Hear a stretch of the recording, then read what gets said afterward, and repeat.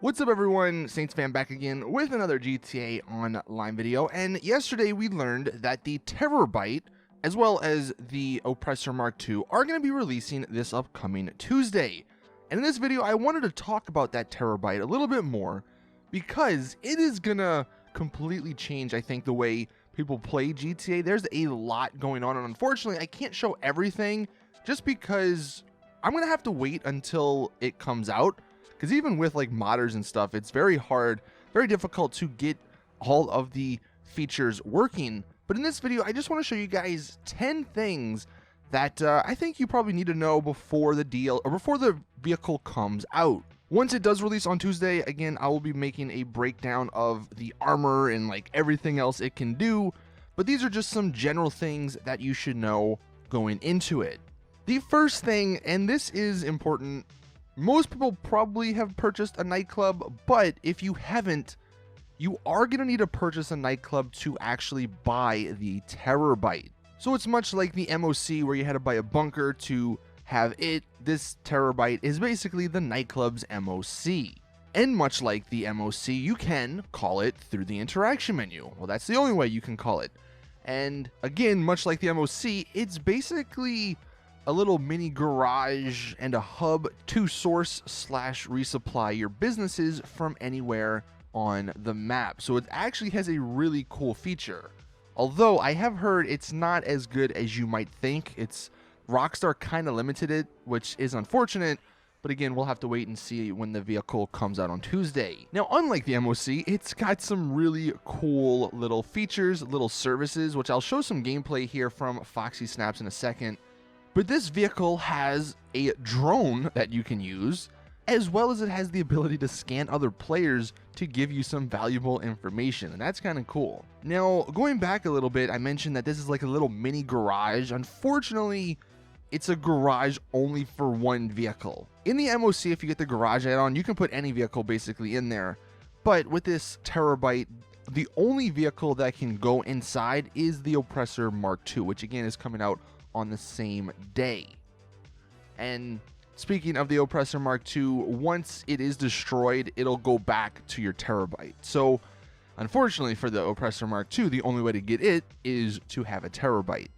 And apparently someone figured this out, but just like the Avenger, you can actually enter the Terrorbyte cab from the actual interior. You don't have to get out and walk all the way back like the MOC.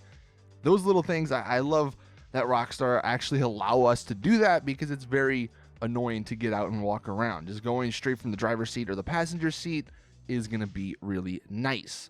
So that's some basic, like, general information. Now, as far as some specifics, the price tag, and I did mention this yesterday, but just to reiterate, it ranges from 1.3 million at the lowest to 3.4 million if you purchase all of the upgrades. And some of the upgrades you can see here, we have the interior tint, interior decal, the turret station, which is actually really awesome, the drone station, which again is really cool, the weapon workshop, which I'm guessing is to restock on all your Mark II weapons, and then the specialized workshop. And the specialized workshop is for the Oppressor Mark II. Now, going into specifics for some of these stations, the drone, and you can see some gameplay here, it's kind of cool. So you have a 1 minute cooldown between drones, and okay, before we get any further, look at the size of this thing. It is so freaking small, so I don't even know how you're going to be able to see this, like if you're a player that is trying to look out for them, because it's almost unseeable. Like, it's so small you're not going to notice it. But what this thing can do, it can shock people, it can boost so you can fly around faster, and then it can also detonate it.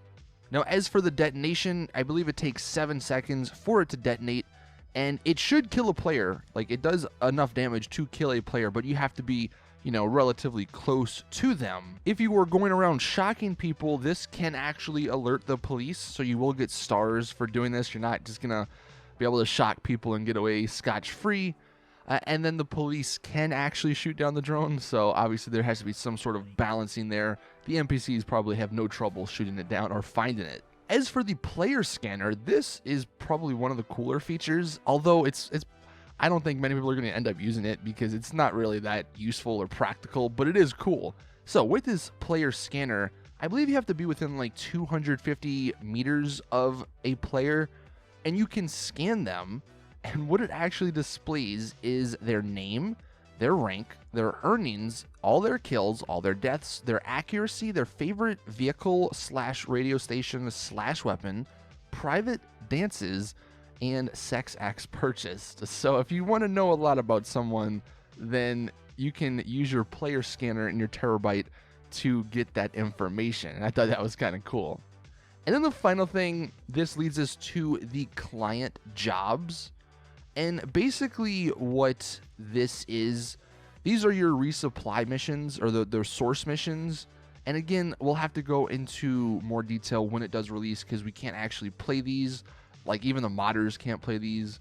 But you can see probably what a lot of people will use this for is vehicle cargo. You can source vehicle cargo without having to go back into your CEO office. That'll probably be pretty useful. And actually, the final thing, I will show you guys an interior shot, or a couple of interior shots here. So this is what it looks like inside. You know, it does look like basically an MOC with like a little bit of an upgrade. And this is the layout. It's kind of confusing with all the colors, but you can somewhat see the door on the front there. That's, I guess, how you get to the passenger seat. And, you know, everything else is the way it is. But this thing looks awesome. I hope it is awesome. I hope Rockstar didn't, like, nerf it too much. But I guess, again, we'll have to wait and see and do some tests Tuesday when it releases. But I am excited. I hope you guys are as well. Hopefully these things gave you a better understanding of what the Terrorbyte actually is and what it's used for. But again, thank you all for watching. Please drop the video a like, share it with your friends if you want them to know as well, and subscribe and hit the little notification so you don't miss out on any of my other GTA videos. Thank you all again though, and as always, I will see you guys in the next one.